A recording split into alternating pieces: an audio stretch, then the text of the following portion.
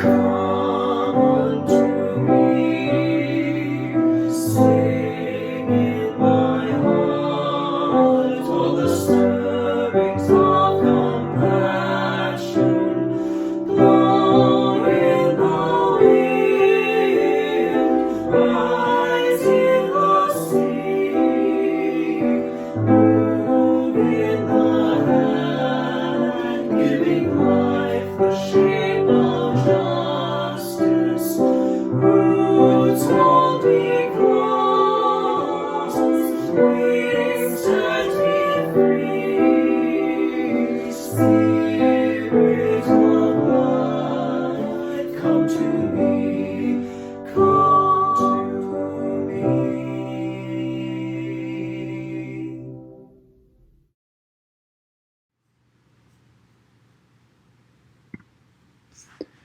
Welcome. I'm Jeanette Faber, and am today's worship associate. USNH is a diverse, multi-generational faith community that inspires lives of compassion and generosity, nurtures spiritual growth, cultivates transformative connections, and creates a more just world. A special welcome to newcomers. For any newcomers, there is a Zoom meeting after the service. To get the Zoom link, email this address, membership@usnh.org. Today's service is our annual One Wild and Precious Life service. Numerous members of our congregation will offer reflections on life from the perspective of their generation. A heartfelt thanks for those participating today, offering their thoughtful wisdom to us. Some announcements. Next Sunday, March 7th, will be a special service from the National Unitarian Universalist Association entitled Side with Love. At 11:30 on Sunday, there will be the usual after-service social hour on Zoom, as well as a newcomer Zoom meeting.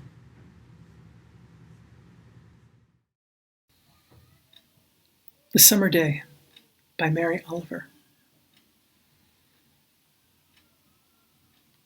Who made the world? Who made the swan and the black bear? Who made the grasshopper? This grasshopper, I mean. The one who has flung herself out of the grass.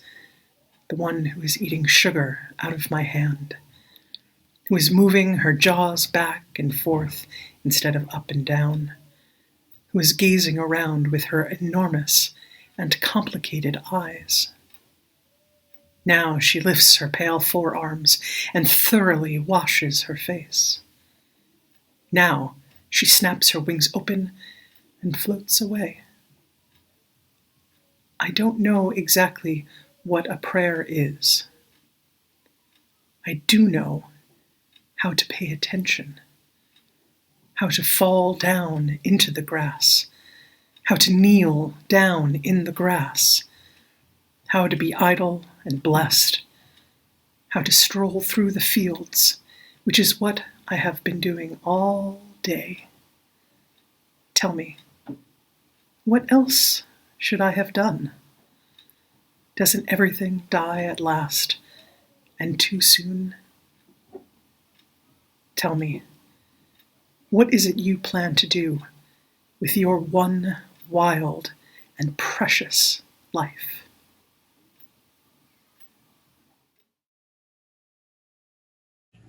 May we light this chalice in the spirit of truth, experience, and wisdom. May we seek truth, value, experience, and gain wisdom as we journey through our wild and precious lives.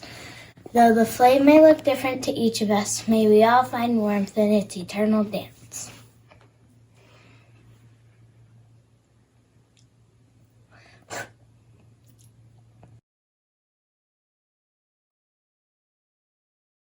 Hi, I'm Benjamin Liss. I'm 8 years old and I'm in 3rd grade and I'm really happy to have been picked for this. Yes. I'm supposed to talk about what I want to do with my wild and precious life.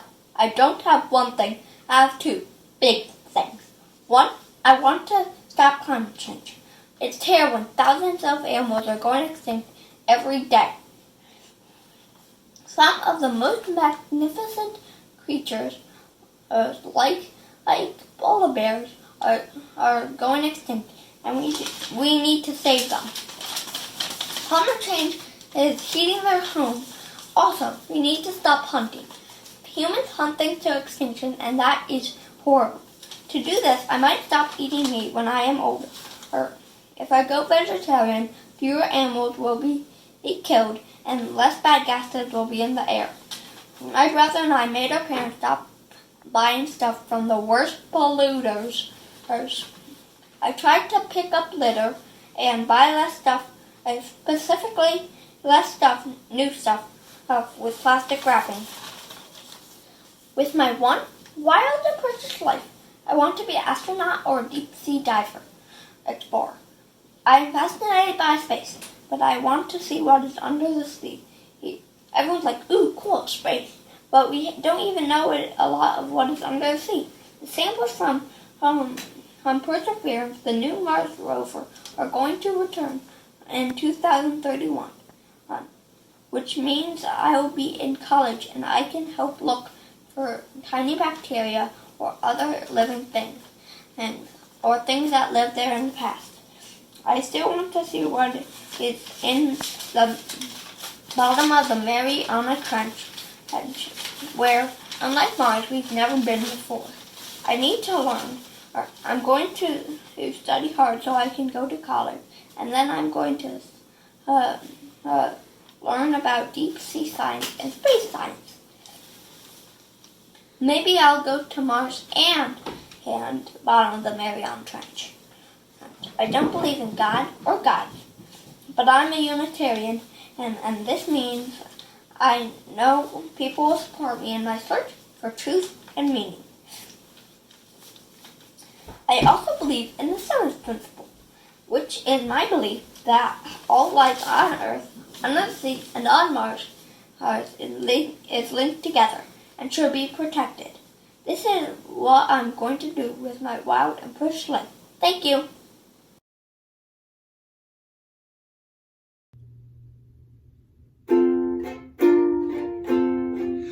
I seek the spirit of a child, the child who meets life naturally, the child who sings the world alive and greets the morning sun with glee. Children are real beyond all art.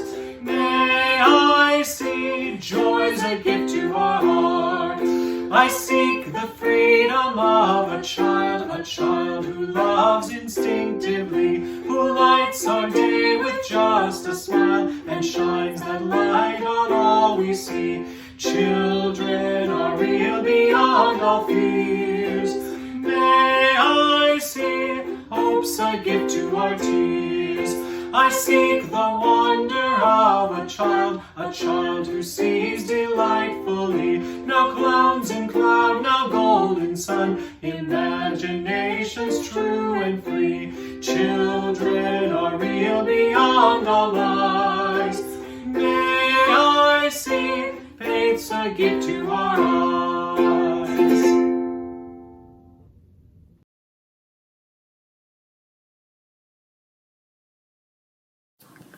One wild and precious life.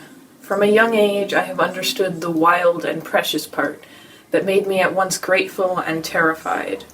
Our world is amazing, and more than anything else, I truly love people. Human beings are fascinating and wonderful and caring, even as they are destructive, and I have always loved being part of the human experience. From a young age, I have also been keenly aware of the one, the finality of death and of life. I've spent many moments wishing I could slow down time or even stop it altogether. I think things like, I'm 16 and a half and the average person lives to 78.5, so more than a fifth of my life is probably over already.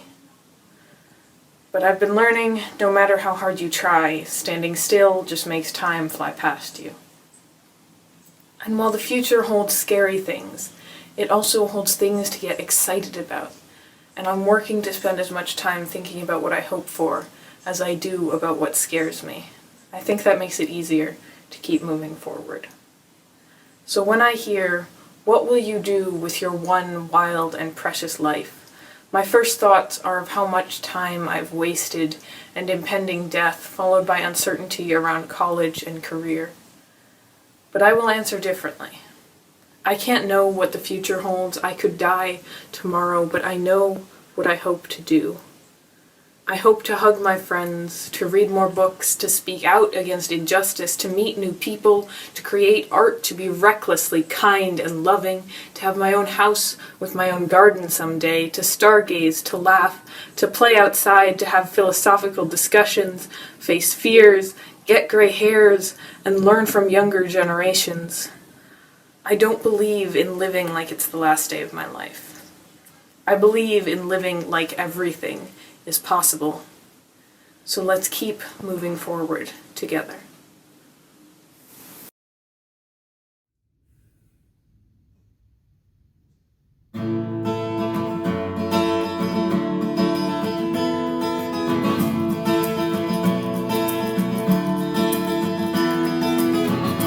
Galileo's head was on the block.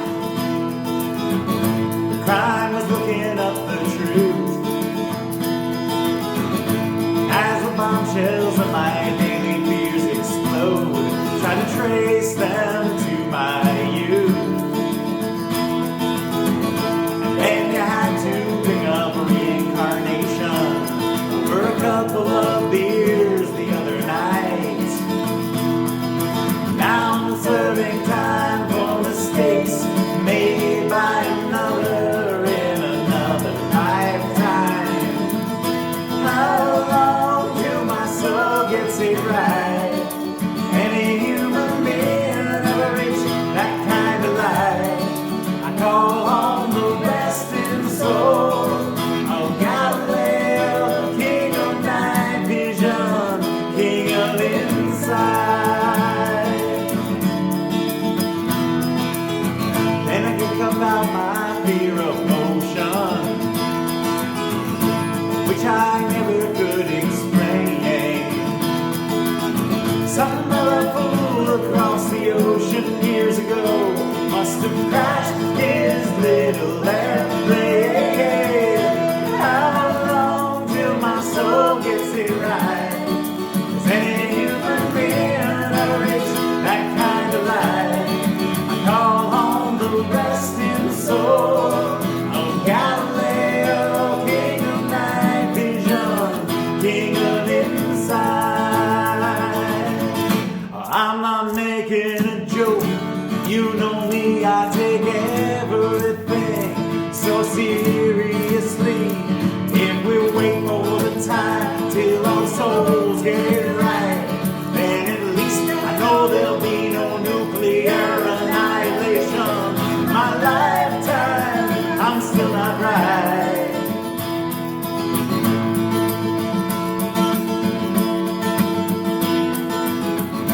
I offer thanks to those before me.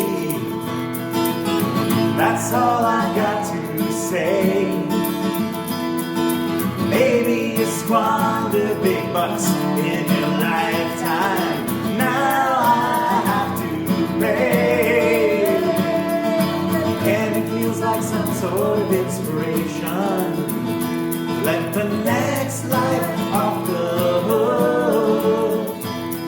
Say, look what I had to overcome from my last life. I think I'll write a book. How long till my soul gets it right? Does any human being ever reach that highest light? Except for Galileo, God rest his soul, king of night vision,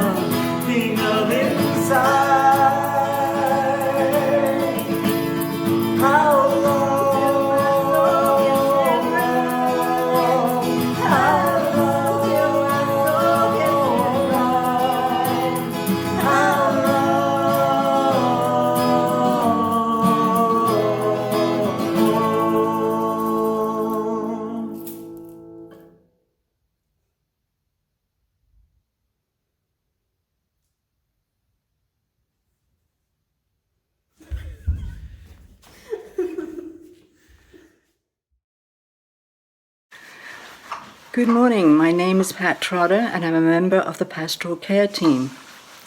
Let us now turn our attention to the concerns of this community. I now invite you to join me in holding in our hearts the joy and sorrow of those around you. Today, some woke with a sorrow so great they ask for the help of this community to carry it. Others woke with a joy so great it must be shared. John Marsh wishes to thank Becky Friedkin and Greg Feely for sharing the joys of crosswords and stories.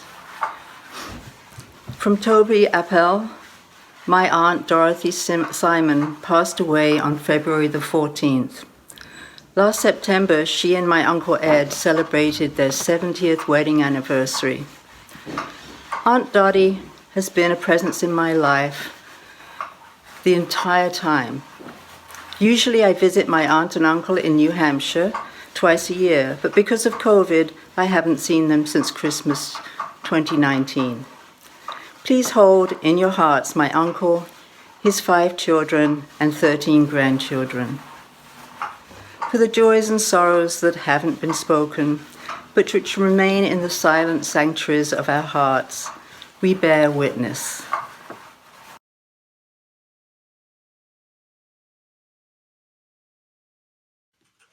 A few weeks ago, my mom invited me and my roommate Charlo over for one of what we have affectionately termed our emergency dinners. Emergency dinners are when my parents take pity on their firstborn and their firstborn's best friend, who are both trying to survive their first year of teaching during a global pandemic. Emergency dinners often fall on that sacred day of the week, Wednesday, when the sleep reserves and hopeful energy of the weekend are in short supply. They are a time of hot, healthy food and bear hugs walking in the door and hearing my dad laugh at the daily hilarities of kindergarten. On this particular emergency dinner occasion, my mom asked me, "So Adele, have you started your wild and precious life yet?" "Yeah," I laughed. "I think I'm about 23 years in." What do I plan to do with my one wild and precious life? Well, I'm still working on the plans, but in the meantime, I'd like to refer you to my 10-year-old self. Some of you may know that my mom has been harassing my dad for 13 years because when Kathleen McTeague asked me if I would participate in the Wild and Precious Life service, he told her I couldn't because I was actually not quite 10. When I was 10, I think I probably would have had a good answer to Mary Oliver's question. I don't know now exactly what that good answer would have sounded like, but I bet the heart of it would have been the same thing I had been telling people for a while. I am going to save the world. I had a few different ideas about how this was going to be achieved. One idea I had was that I would personally have a talk with the president and use my powers of persuasion to convince him to become a vegetarian. Once persuaded, then the president, in my mind the most powerful person in the world, would convince every person and animal on Earth to become a vegetarian as well. This was one of my early visions for peace, a 10-year-old's master plan, and when I learned how ecosystems worked a few years later, I did have to admit it would require some rethinking. Yet years later, I'm struck by how truly this mass vegetarian conversion scheme speaks to the parts of me that haven't changed much at all. Then, as now, I felt deeply saddened by the suffering of all beings. Thinking back, I realized I didn't want fewer animals to die. I didn't want animals to die in less painful ways. I wanted no animals to die. Others' suffering felt intolerable to me. I did not, and sometimes still do not, feel I can go on living and accept that all beings suffer, and I am powerless to stop it. As a child, I believed in magic and felt powerfully connected to the natural world all around me. No one could convince me that I was not personally going to save the world. At 10, I believed it was possible, that it was worth doing, and that it was my work while I was here on this planet to bring peace into being. Even now, beneath my many layers of stress and confusion, I feel drawn by that same strange call. It's a call that by the end of high school had flung me headlong into what will probably become a lifelong investigation into the nature of suffering. I began studying Buddhism pretty seriously. Buddhists teach us that suffering is inevitable. It is empirically observable in the reality that all beings experience sickness, old age, and death, no matter how privileged their position in life may be. The way out of suffering, then, is not to fix the world, which ultimately cannot be rid of these existential realities, but to transcend it. This is a position that is pretty different from the one taken by the secular activists in my life. Yes, everyone suffers and dies, but there's nothing we can really do to prevent that, they say. Instead, we should use our power to work for justice, to reduce the suffering we inflict upon one another as human beings. I'm not sure whose perspective I believe. I find the Buddhists and the activists to be both pretty convincing. I continue to think about three big questions. What is the nature of suffering? What is the path out of suffering for all beings? What can I do within my lifetime to help bring that into being? I don't know yet what I will do with these big questions, but the work of my wild and precious life is to figure that out. Thank you.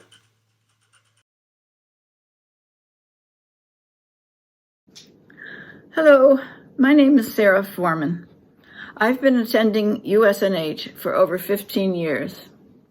When I was asked to record a statement on gratitude and beloved community, and stewardship even, it seemed like a tall order for a confirmed curmudgeon such as myself. But further reflection, plus a deadline, brought some realizations. Over a period of 15 plus years, USNH has become one of the cornerstones of my life. For me, stewardship is not a question of should I give, but rather of how could I not give?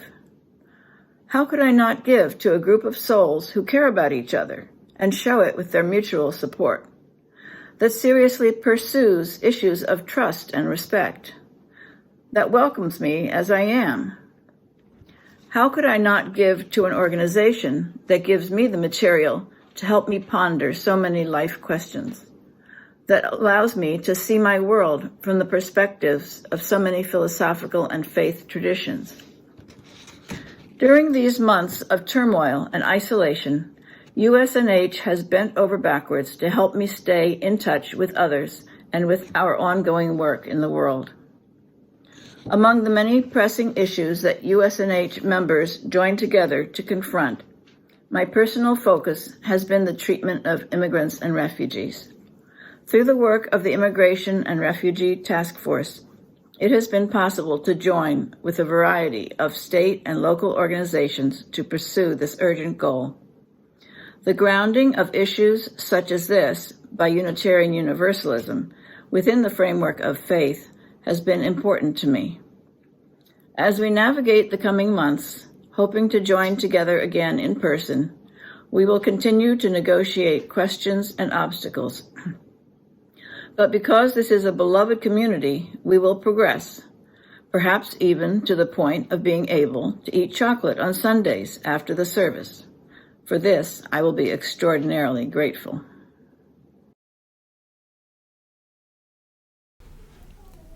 How could I not give? What a wonderful framing for your generosity to USNH. It makes me think of the line in the Mary Oliver poem, where wandering through the fields makes absolute sense as a way to spend the day. What else should I have done? When generosity springs from gratitude, then giving becomes the most obvious thing in the world. One thing that might not be as obvious during this time of virtual services is that we still need the gifts you'd normally put in the plate on Sundays.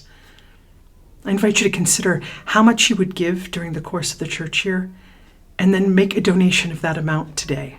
Just catch up all at once.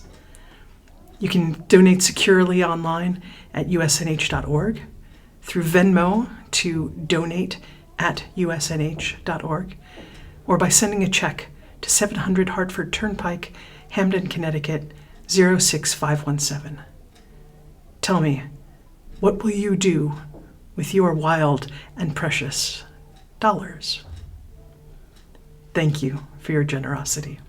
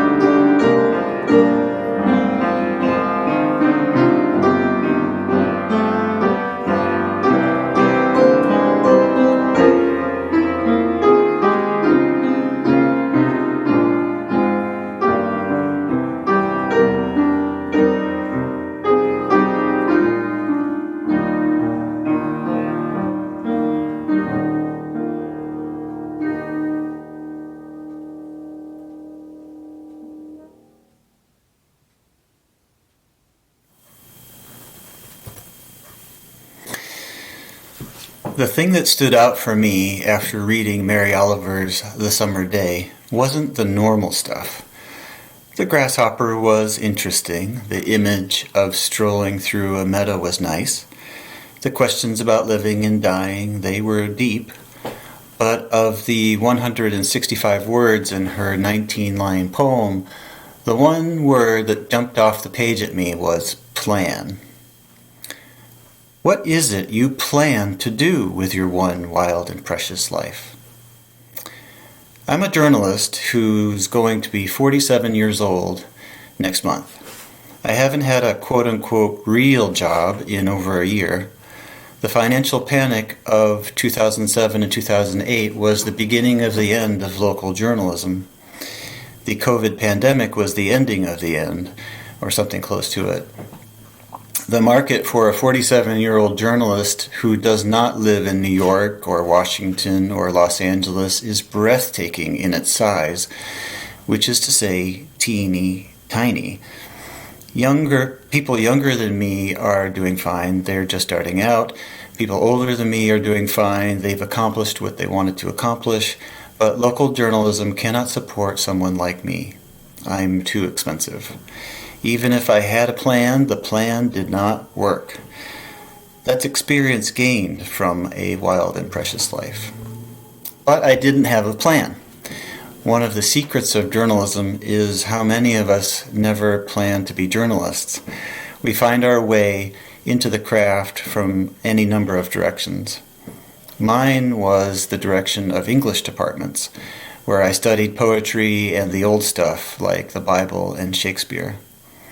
Before that, I taught English as a second language to Japanese and Venezuelan students. Going back farther, I was studying to be a music teacher of all things. I was even pretty good at playing the trumpet. Music school is where I met a girl who would become a woman, whom I would follow around until she did me the honor of becoming my wife.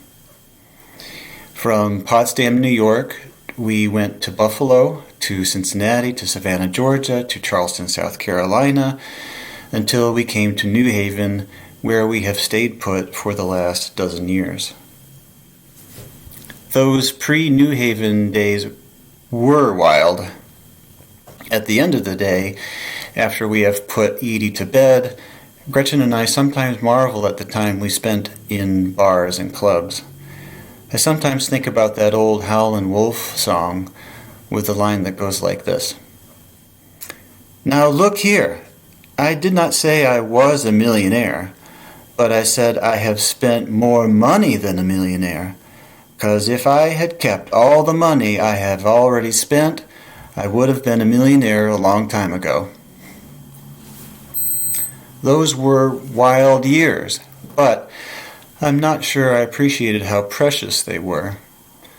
That didn't come along until Edie Rose was born in 2011. I did not appreciate how precious the years of my life were because I did not understand how big the hole in my chest was.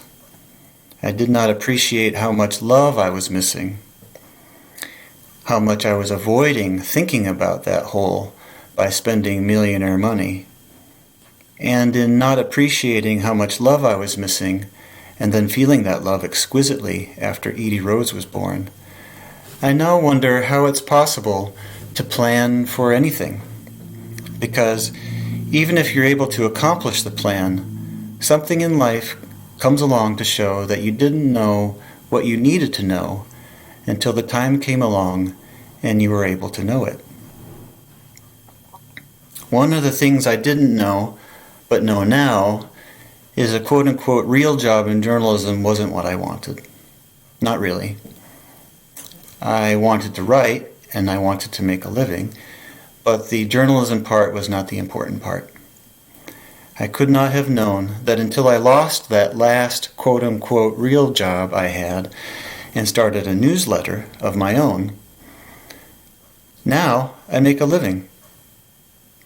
Best of all, I am free to say whatever I want to say. I could not have known what I know now if everything had gone according to plan. Isn't that wild and precious?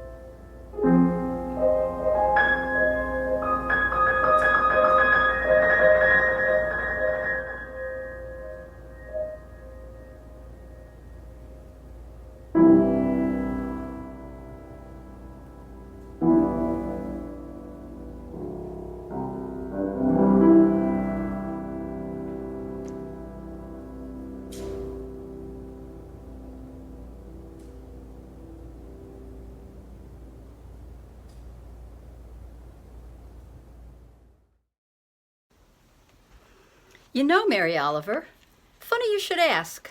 Hey, Boomer, what is it you plan to do with your one wild and precious life? I was considering that very question when Jessie called to ask for my response. My name is Barbara Orrick. I am 68 years old, was raised Unitarian pretty much before we became Unitarian Universalist, and have been a member of USNH for a little shy of 30 years. I am much closer to the end of my life than to its beginning, and I am increasingly aware that everything dies at last, and too soon. So, Mary Oliver, now that you mention it, what have I been doing all day? What else should I have done? Here I am with my son Noah Gates at his wedding less than 1 year ago. And another milestone for me this year, after 30 years in North Haven, I finally moved. I plan to enjoy my home every day. As my father used to say, you will always have what you want if you want what you have. When I was 48, I was forced to give up on my marriage when my husband left. A bunch of years and a bunch of therapists helped me to appreciate that I had unrealistic expectations. That still hurts, especially in the what should I have done category. I plan to be more reflective. When I was 38, I was living the dream. I was married to the nicest guy you'd ever want to meet, and we had the cutest, smartest son in the universe and the world's greatest abuela babysitter who invited us to become part of her family. I joined USNH the day I walked in because I knew I'd come home. In those days, I had it all. A beautiful family, an academic career, feminist colleagues, music and singing, a house in the burbs near the babysitter, a return to my Unitarian roots, and more. I planned to learn from my miscalculations. When I was 28, I was halfway through medical school to become a feminist gynecologist. As my medical training progressed, I realized that reforming women's health care was beyond my capacity.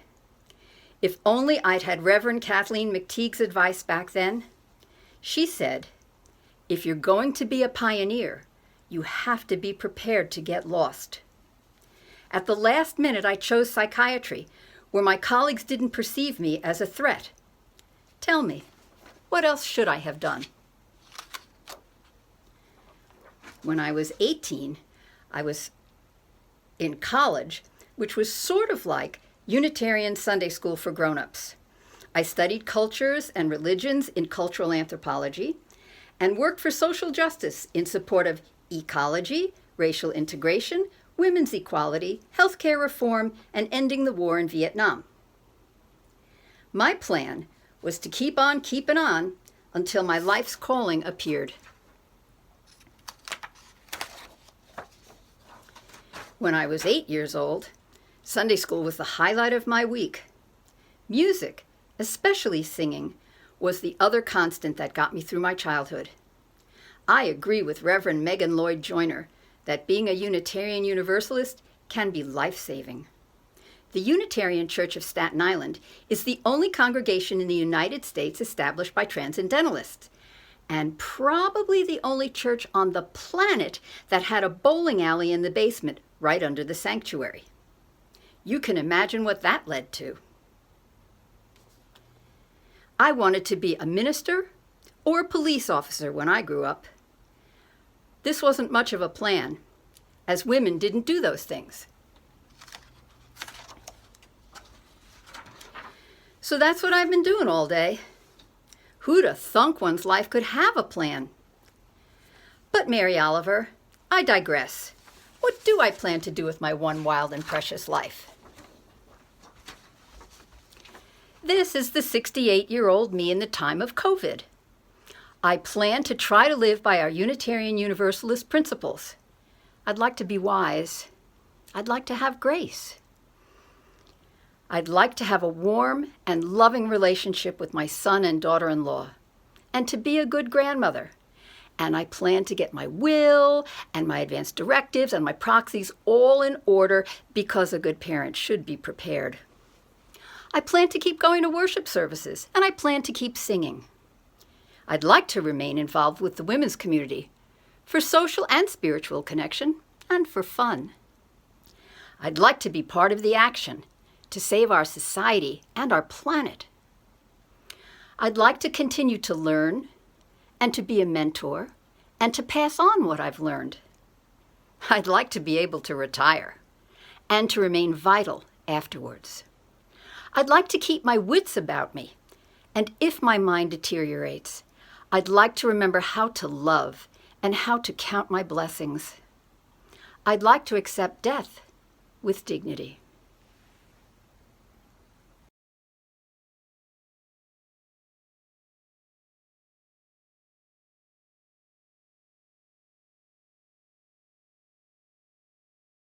Be like the bird that, pausing in her flight, a while allows to sight, feels and give way beneath her, and sings, and sings, and sings, knowing she hath wings.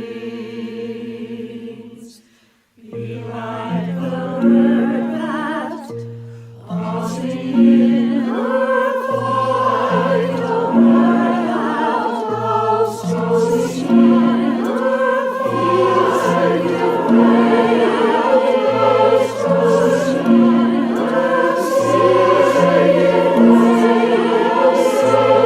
to sight, sees and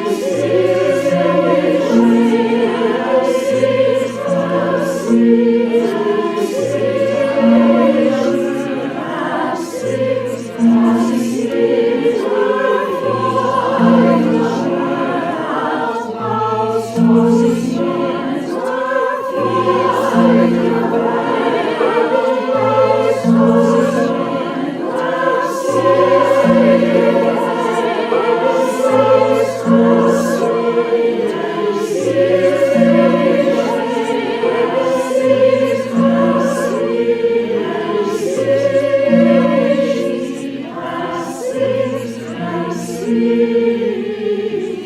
knowing she hath wings.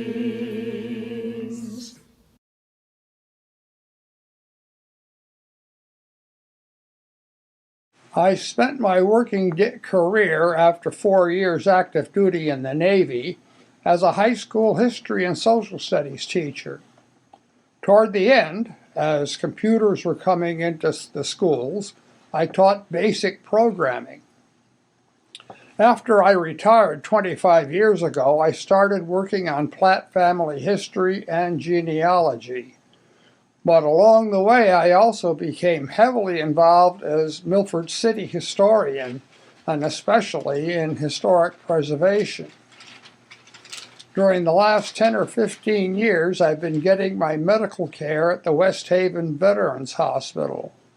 They have given me all kinds of tests, medications, and treatments. Tests and treatments that I would not have been able to afford if I had not been going there. I've become convinced that they intend for me to live to be 100 or more.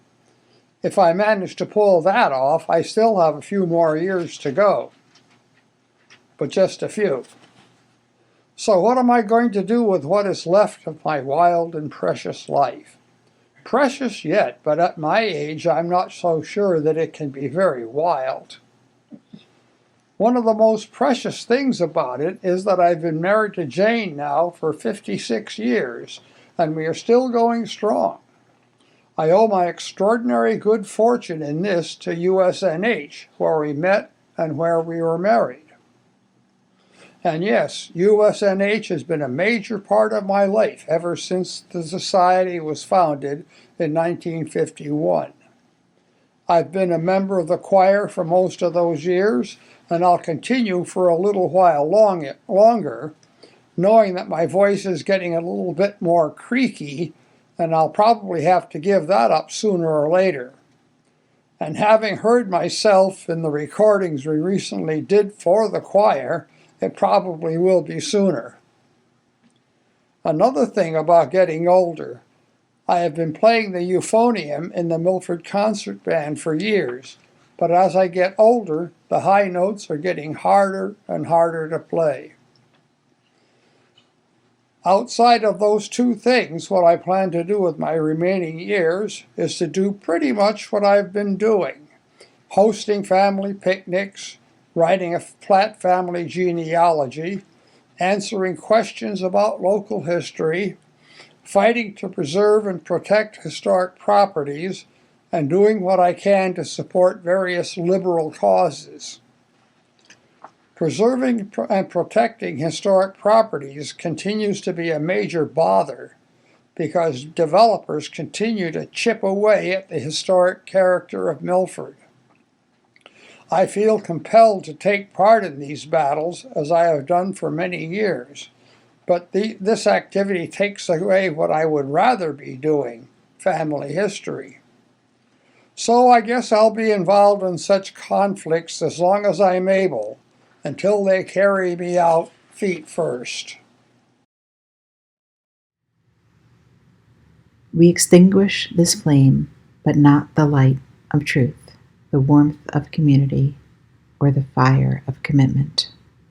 These we carry in our hearts until we are together again.